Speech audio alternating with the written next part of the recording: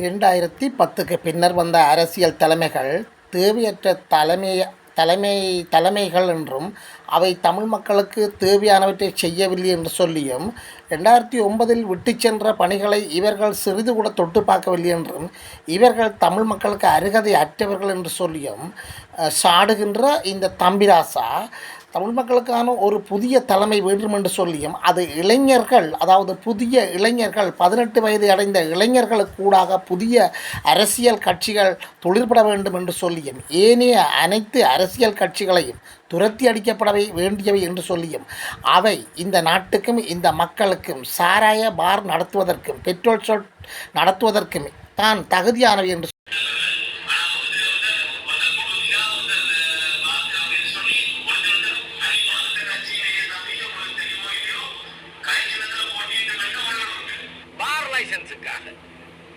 இந்த பார் லைசன்ஸுக்காக தான் இவர் போய் ஆதரவளிக்கிறார் என்றால் ஆட்சியோ பேர்ல பினாமின் பேர்ல கொடுத்து 3 கோடி 5 கோடி என்று கையகப்படுத்தி போட்டு எங்களுக்கு கொண்டு இல்லை என்று தட்டி போட்டு போறார். தம்பி ஸ்ரீதரன் கனவருதமா சொன்னது என்ன, கிள்ளச்சிக்கு பார் இல்லை என்று அவை இன்னொரு விளையாட்டை செய்து கொண்டிருக்கார். இதுக்கெல்லாம் முடிவு வேணுமென்றா என்ன செய்யணும்? முகம் தெரியாத இளைஞர்களை எப்படி நீங்கள் 18 வயசு இளைஞர்களை நீங்கள் சொல்லி போய் உங்களுக்கு ஆயுதம் தூக்கி போராண்டவை இல்லையே, நாங்கள் இழந்து போனோம். அப்ப விடுதலை புலிகள் விட்டுட்டு போன இடத்துல செய்ய வேண்டிய கடமைகளை நாங்க மறந்து போனோம். போற்றாதீங்க. அமைப்பு பொறுப்பாளர் என்று ஒருத்தரை விட்டால் அவர் பொறுப்பாளராக இருந்து கொள்ளட்டும். தமிழர்களுக்கு எதிரான அனைவரையும் சங்கருப்புமாக சுத்துமாத்து சுமந்திரனையும் சிறுவன் சாணக்கினையும் விடுங்க. அவர்கள் காணாமல் போயிருவார்கள். பாருங்க என்ன சொல்றாரு.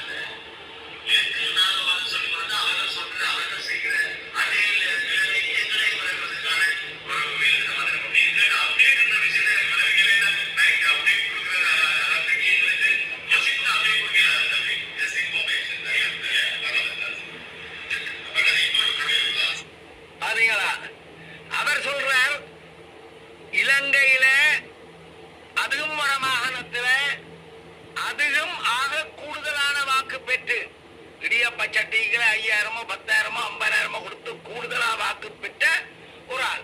அப்போ ஒரு சிங்கள தேச கட்சி இந்த ஸ்ரீலங்கா சுதந்திர கட்சி செய்த கொடுமைகள், தமிழ் மக்கள் மீது கட்டவிழ்த்து விடப்பட்ட துன்ப துயரங்கள் இன்னும் அடங்காது. அதை பற்றி நாங்கள் கதைக்க வரையில்லை. ஆனா இந்த ஸ்ரீலங்கா சொந்த கட்சி அதுவும் யாழ் மாவட்டத்துல தான் பண்ணது என்று வீராப்பு பேசுகிறார். இதே அங்கே ராமநாதன் என்னத்துக்காக யுஎன்பிக்கு ஆதரவளிக்கிறார் என்று தயாசிரி என்ன சொல்றார் சஜித் மேடையில? பார் லைசன்ஸுக்காக. இந்த பார் லைசன்ஸுக்காக தான் இவர் போய் ஆதரவளிக்கிறார் என்றால் இங்கே ஜனாதிபதியே சரியில்லை, எங்களை கூப்பிட்டுட்டார், எங்களை தனித்தனி கட்சியா கூப்பிட்டுட்டார் என்று சொல்லி கூப்பிடாத ஜனநாயக போராளிகள் கட்சியையும் கூட்டிக் கொண்டு போய் சந்திக்கிற எங்கட சொந்தங்களும் என்னவோ அவர்கள் தங்களுடைய பெயர்ல வேண்டாட்டாலும் வேறு யாருடைய பெயர்லையாவது வாங்கி ஏகப்பட்ட கோடிகளை கையகப்படுத்தினோம். ஆகவே இனிமேல் 18 வயது நிரம்பிய முகம் தெரியாத அந்த தமிழ் இளைஞன் தான் எங்களுக்கு அரசியல் செய்யணும். தூய்மையான நேர்மையான புனிதமான ஜாகத்துல அந்த இளைஞர்களைத்தான் நாங்கள் கொண்டு வரணும். இங்க பாருங்கள், இது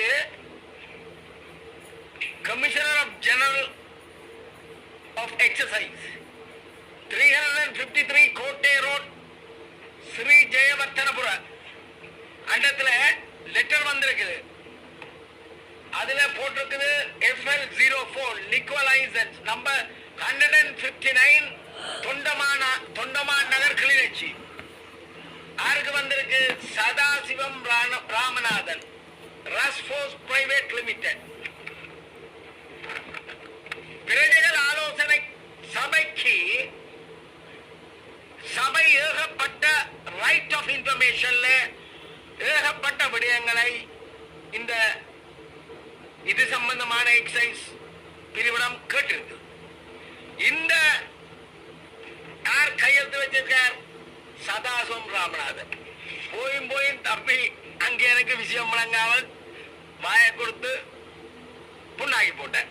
அதாவது எல்லாரும் வேறு யாற்றியோ பேர்ல பினாமின்ற பேர்ல கொடுத்து 3 கோடி 5 கோடி என்று கையகப்படுத்தி போட்டு எங்களை கொண்டு இல்லைன்னு தட்டி போட்டு போறார்.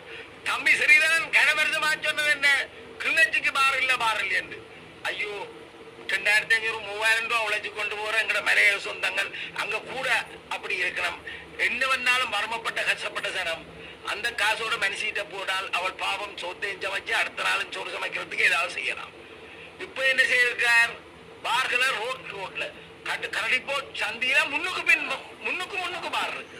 அப்ப என்ன செய்வான்? 2500 ரூபாய் முளைச்சு போட்டு மனுஷிக்கு போட்டு அடி என்று அடிச்சு அங்க பிள்ளைகளுக்கு சாப்பாடு இல்ல, வாழ்க்கையே சோகமயம். இங்க தம்பி அங்கேயன் ராமநாதன் தவற விட்டுட்டார், திருப்பந்த வேலையே எடுத்துட்டார் தொண்டமான் நகர்ல. மற்றவை எல்லாம் பினாமியா விளையாட்டு காட்டி அவை இன்னொரு விளையாட்டை செய்து கொண்டிருக்கான். இதுக்கெல்லாம் முடிவு வேணுமென்றா என்ன செய்யணும்? முகம் தெரியாத இளைஞர்களை எப்படி நீங்கள் 18 வயசு இளைஞர்களை நீங்கள் சொல்லி போய் உங்களுக்கு ஆயுதம் தூக்கி போராண்டவை இல்லையே. அதே மாதிரி இளைஞர்கள் முன்வர வேணும், அவர்கள் அரசியல் செய்ய வேணும். அங்கதான் நாங்க நேர்மையை காணலாம், அங்கதான் நாங்கள் புனிதத்தை காணலாம். அப்பதான் எங்களுக்கு விடுதலை கிடைக்கும். 2009ஆம் ஆண்டு பிற்பாடு 2024 வரைக்கும் நாங்கள் என்னவா இருக்கிறோம்? வாழ்வெட்டுக்கள், போதவத்துக்கு அருமையான இளைஞர்கள், இப்படிப்பட்ட துன்ப துயரங்களோடு நாங்கள் இருக்கிறோம். ஆனால் JVP-ல பாராளுமன்ற உறுப்பினராக இருந்த ராமலிங்கம் சந்திரசேகரன் யாழ்ப்பாணத்துக்கு வந்து ஒரு ரூம வாடகைக்கு எடுத்து கொழும்புல இருந்து யாழ்ப்பாணத்துக்கு பயிற்சி மருத்துவரா வந்த ஒரு பிள்ளைய, அரசியல் விரும்பாத பிள்ளைய 1க்கு 10 தடவை பல தடவை ராய் பண்ணி அவ அரசியலுக்களை இழுத்து இன்றைக்கு வடகிழக்கு மாகாணத்துக்கு ஏகேடிக்கு வேலை செய்யக்கூடிய நியோ லீட் பண்ற நியோ ப்ராஜெக்ட் குரூப் சொல்லி உருவாக்கி ஒரு பொம்பளை பிள்ளைய அரசியல்வாதியாக்கி இருக்கிறேன். நாங்கள் என்ன செய்திருக்கிறோம்? எங்கட சொந்தங்களை எங்கட இளைஞர்களை போதவசுக்கு பலி கொடுத்துட்டோம், வாழ்வெட்டு அப்படி என்ற வன்முறைக்கு பலி கொடுத்துட்டோம். நாங்கள் இழந்து போனோம். அப்ப விடுதலை புலிகள் விட்டுட்டு போன இடத்துல செய்ய வேண்டிய கடமைகளை நாங்க மறந்து போனோம். அதுக்கெல்லாம் காரணமார் இந்த கிழட்டு அரசியல்வாதிகள் எங்களை ஏமாத்தி எங்கட மக்களை வேறு திசைக்கு அனுப்பி தங்கட சுயநல தேவைகளுக்காக பாவிச்சுட்டு இன்றைக்கு எங்களை அநாதர்களாக விட்டு தாங்கள் வாழ்ந்து கொண்டிருக்கின்றார்கள். முதலமைச்சர் விக்னேஸ்வரையா வந்தால் முதலமைச்சர் காரியாலயத்தில் ஒவ்வொரு புதன்கிழமையும் சந்திப்பு நடக்கும். எந்த எம்பியாவது வடகிழக்கு மாகாணங்கள்ல ஒரு புதன்கிழமையோ திங்கக்கிழமையோ மக்களை சந்திக்கிறார் சொல்லுங்க. இல்லை, மீட்டிங்கு போனோம், மாலை கூட கிரிக்கெட் விளையாட இதுகளை கண்டு போய் தங்களுக்கு அரசியல் செய்து போட்டு வருகிறமே தவிர மக்கள் குறை தீர்க்கிறதுக்கு அங்கே ஒரு நாளும் இல்லை, ஒரு நிமிஷமும் இல்லை. அவர் தங்களுக்காக வாழ்ந்து கொண்டிருக்கிறார். இவ்வளவு பேரும் துரத்தி கிளக்கப்பட வேண்டும். இங்க அரசியல் கட்சிகள் சப்போர்ட் பண்ணுகிறோம், அரசியல் நபர்கள் சப்போர்ட் பண்ணுகிறோம், எல்லாரும் உள்ளுக்கு நிற்கிறோம். அது பிரச்சனை கிடையாது. இது ஒட்டுமொத்த தமிழ் மக்களின் எதிர்பார்ப்பு, அவர்களின் ஆதங்கம். அதுதான் பொது வேட்பாளர். அங்கே ஒன்றிணைங்கள். ஆனால் அடுத்த நிமிடமே பாருங்கள், நீங்கள் உங்களால இந்த பொது வேட்பாளருக்கு எவராயிருந்தாலும் சர்வதேசம் எங்கு இருந்தாலும் 076 185 72 37 இந்த நம்பர் ஒன்றோடு தான் நீங்கள் ஏதாவது நன்கொடை வழங்குவதாயிருந்தாலும் எதுவாயிருந்தாலும் நீங்கள் இந்த நம்பர், ஒரு நம்பருக்கு தான் நீங்கள் தொடர்பு கொள்ளணும். வேற எந்த நம்பருக்கும் தொடர்பு கொள்ளவும் வேண்டாம். இது கிழக்கு மாகாணம், மட்டக்களப்பு, திருகோணமலை, யாழ்ப்பாணம், கிளிநொச்சி என்று பிரிவில்லை. ஒட்டுமொத்தத்துக்கும் ஒரு பொது நம்பர் தான் இருக்குது. இந்த நம்பர்ல தொடர்பு கொள்ளுங்கள். அவர்களே உடன் தொடர்பு கொண்டு எப்படி உதவி வழங்குவது என்பதை ஆலோசனை செய்து அவர்களுக்கு உதவி வழங்குங்கள். தனித்தனி நம்பர்ல சில பல மனுஷின் நம்பரை அனுப்பி போட்டு அக்கௌண்ட் போட சொல்லுவாங்க. போட்டுறாதீங்க. அமைப்பு பொறுப்பாளர் என்று ஒருத்தரை விட்டால் அவர் பொறுப்பாளராக இருந்து கொள்ளட்டும். நீங்கள் ஒவ்வொரு தமிழரும், ஒவ்வொரு தமிழ் அமைப்புகளும் நீங்கள் இந்த அமைப்புல, பொது கட்டமைப்புல கையெழுத்திடாமல் இருந்திருந்தால் பரவாயில்லை. ஆனால் நீங்கள் அமைப்புகளாக இயங்கி உங்களுடைய ஒவ்வொரு பொது அமைப்பா இருந்தால் பொது அமைப்பட்டும் உங்களோட பைனான்ஸ் இருக்கின்றாரே, நீங்கள் அதை உருவகப்படுத்தி நீங்கள் ஒரு கூட்டங்களை கூடி நீங்களாக அரியணேந்திரன் வரணும், அங்க தம்பி என்ன வரணும், அங்க நிலாந்தன் அப்படி ஒன்றும் தேவையே இல்லை. நீங்கள் கூட்டமாக கிராம அபிவிருத்தி சபைகள், சன சமூக நிலையங்கள், விளையாட்டு கழகங்கள் எல்லாரும் சேர்ந்து எல்லாரும் உங்களுக்குள்ள ஒருங்கிணைந்து பொது வேட்பாளருக்கு வாக்கு பண்ணி அவருக்கு வாக்கு பண்ணுவதன் ஊடாக எங்கட கவலைகளை, எங்கட துயரங்களை, எங்கட ஒற்றுமையை சர்வதேசத்துக்கு வெளிக்கொணர, எங்கட எதிர்பார்ப்பை, எங்கட தாகத்தை நிறைவு செய்ய இதுதான் ஒரு சந்தர்ப்பம், சரியான சந்தர்ப்பம். தயவு செய்து எல்லாரும் ஒருங்கிணைஞ்சு சங்குக்கு வாக்களித்து தமிழர்களுக்கு எதிரான அனைவரையும் சங்கறுப்போமாக. நாங்கள் பொது கட்டமைப்பு கையெழுத்து போடவில்லை. எங்களுக்குள் சில அபிப்பிராய பேதங்கள் இருந்ததுண்டு. இதையெல்லாம் தாண்டி ஒட்டுமொத்த தமிழ் மக்களும் ஓரணியாக நின்று தமிழ் பொது வேட்பாளர்களுக்கு தங்களுடைய முழுமையான ஆதரவை வழங்கி உலகிற்கு நாங்கள் செய்தி சொல்ல வேண்டும். கடந்த முறை தேர்தலில் அண்ணன் சிவாஜிலிங்கம் சார்பில் நான் ஒருங்கிணைப்பாளராக செயலாற்றி இருந்தேன். கடந்த தேர்தலில் எலெக்ஷன் தேர்தல் திணைக்களம் விட்ட தவறுக்காக தேசப்பிரிய கூறியிருந்தார். ஒட்டுமொத்த தமிழ் மக்களிடம் தான் மன்னிப்பு கேட்பதாகவும் அல்லது தனது பதவியை தான் ராஜினாமா செய்து போவதாகவும் கூறியிருந்தார். இங்கே எழுதப்பட்டிருக்கின்றது, சிங்களத்திடம் ஏமாந்தது போதும், நமது தலைவிதியை நாமே எழுதுவோம். அண்ணன் சிவாஜிலிங்கம் தொடர்ச்சியாக பல தடவைகள் பொது வேட்பாளராக, தமிழ் பொது வேட்பாளராக தலைமை தாங்கி ஜனாதிபதி தேர்தலில் களம் கண்டிருந்தவர். இன்றைக்கும் நண்பர் அரியநேந்திரனின் வேட்பாளராக நின்று போட்டியிடுகின்ற ஜனாதிபதி பொது வேட்பாளருக்கு அண்ணன் சிவாஜிலிங்கமும் தனது முழுமையான ஆதரவை நல்கி இருக்கின்றார். தமிழ் மொழி பேசுகின்ற முஸ்லிம் மக்களாக இருக்கட்டும், இஸ்லாமிய சகோதர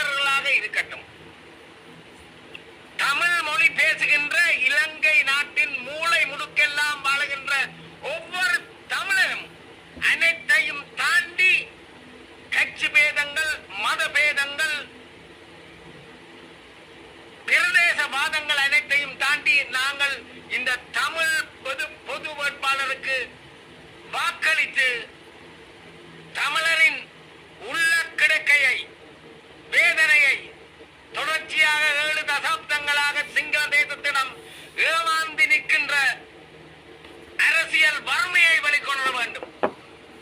இதுக்காகத்தான் இந்த தமிழ் பொது வேட்பாளர் இன்றைக்கு களத்தில் நிற்கின்றார்.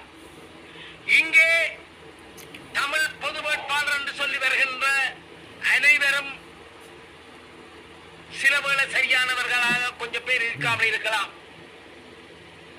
ஆனால் அவர்களை எல்லாம் புறம் தள்ளுங்கள். அவர்கள் தங்களுடைய அஜெண்டாவுக்காக அடுத்த பொது தேர்தலை கண்ணில் வைத்துக் கொண்டு இங்கே களமாட வந்திருக்கலாம். அதை பற்றி எல்லாம் மறந்து விடுங்கள்.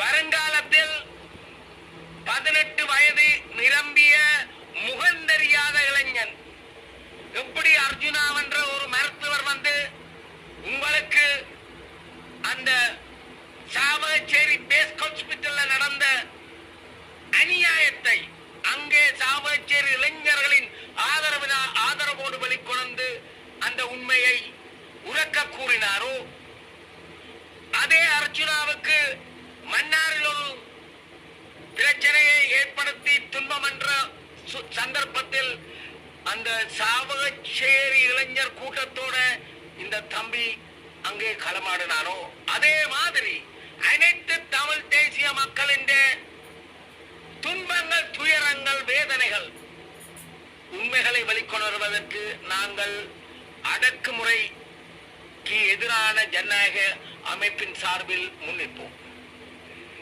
பொது வேட்பாளருக்கு ஆதரவளிக்கின்ற எல்லாரும் ஆதரவளிக்கணும் என்று சொல்லியிருந்தோம். சுத்துமாத்து சுமந்திரனையும் சிறுவன் சாணக்கியனையும் விடுங்க, அவர்கள் காணாமல் போயிடுவார்கள். அவர்களை எல்லாம் பொருள் என்று நினைத்து நீங்கள் இங்கே கவலைப்பட வேண்டாம். 2015ஆம் ஆண்டு தமிழ் தேசிய கூட்டமைப்பாளர் கக்கூஸ் கூட கட்டித்தர முடியாது கதை பேசி வந்தவன் தான் சிறுவன் சாணக்கியன்.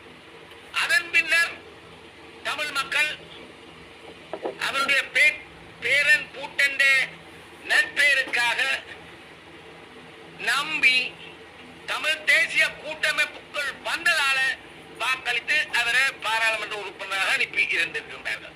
சிறுவரை மக்கள் மறு தீர்ப்பை கூட அடுத்த பாராளுமன்ற தேர்தலில் சொல்லலாம். அவருடைய நடவடிக்கைகள் ஒழுங்குபடுத்தப்பட வேண்டும்.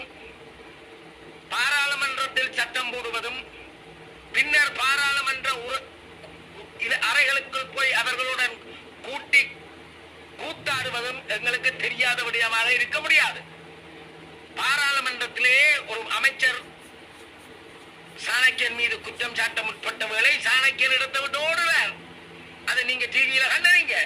ஆகவே இந்த நாடகங்கள் ராஜபக்ஷாக்களின் கனவுகளை, எதிர்பார்ப்புகளை, தமிழ் தேசியத்தில் இருக்கின்ற நல்லோர்களை, தமிழ் தேசியத்துக்காக வாழ்ந்து கொண்டிருக்கின்ற அமைப்புகளை சிதறடித்து அவர்களை இல்லாமல் ஆக்குகின்ற ஒரு கள்ள நோக்கங்களை சிறுவன் சாணக்கியன் வந்து நிறைவேற்றலாம் என்று கனவு காணக்கூடாது. நாங்கள் இன்று ஒட்டுமொத்தமாக இலங்கையில் வாழுகின்ற அனைத்து தமிழர்களையும், அனைத்து பேதங்களையும் தாண்டி மறந்திருங்கள். அனைத்து சிங்கள தேச கட்சிகளையும் மறந்திருங்கள். எங்களுடைய பாருங்க, பாயிஸ் முஸ்தபா சொல்றார், கட்சி தலைமைகள் சஜித் பிரேமதாசாவோட இருக்கிறமாம், முழு எம்பிமாரும் இங்க ரணில் விக்ரமசிங்காவோட இருக்கிறமாம். இதுகளை நீங்கள் புரிஞ்சு கொள்ளும்.